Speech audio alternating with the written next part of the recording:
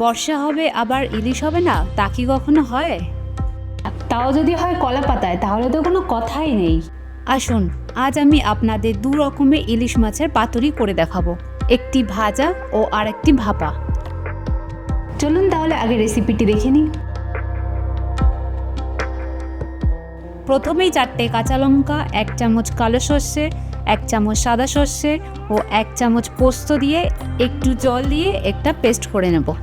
তারপর ওই পেস্টে 1/2 চামচ হলুদ গুঁড়ো, 1 চামচ মতো লবণ, বড় চামচের 1 চামচ টক দই, সামান্য লাল লঙ্কার গুঁড়ো ও বেশ কিছুটা সর্ষের তেল দিয়ে ভালো করে মিশিয়ে নেব।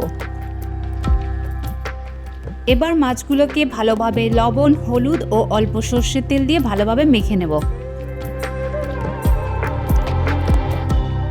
তারপর মশলাটি দিয়ে ভালো করে আবারও মেখে নেব।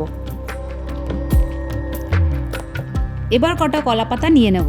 কলা পাতাগুলো একটু ভালোভাবে সেঁকে দিতে হবে, নাহলে ভেঙে যাওয়ার ভয় থাকে।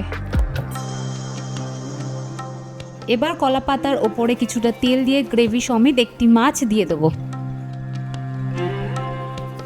তার উপরে একটি লঙ্কা ও বেশ কিছুটা তেল দিয়ে ভালো করে বেঁধে নিতে হবে।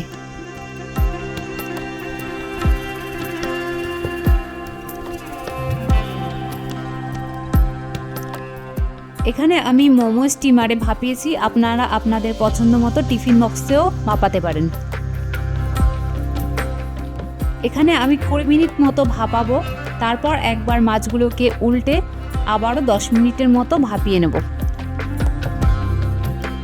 তাহলেই রেডি হয়ে যাবে আমাদের ইলিশ ভাপা। এবার বাকি 3টে মাছ ভেজে নেব।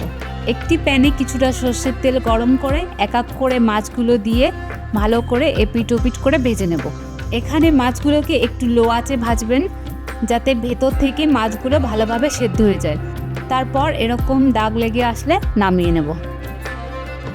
ব্যাস, তাহলেই রেডি আমাদের ইলিশ মাছের 2 ধরনের পাতুরি। খেতে কিন্তু দুটোই অসাধারণ। আপনারা আপনাদের পছন্দ মতো যে কোনো একটি করতে পারেন।